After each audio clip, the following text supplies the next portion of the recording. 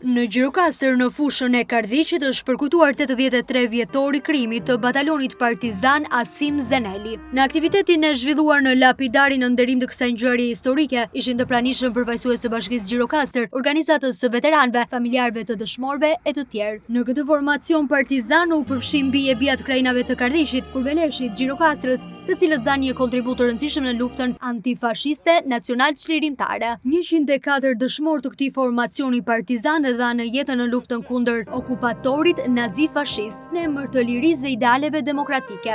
Jemi përpara veprës së luftëtarëve të batalionit Asim Zeneli. Në këtë 83 vjetor, lavdi dhe nderim për të gjithë luftëtarët e batalionit Asim Zenelit. Si sot 7 gusht 1943, u krijua batalioni Asim Zeneli me partizan nga qeta Hayreddin Tremishti, Toto Bolena, Avni Rustemi dhe Qerqistopulli.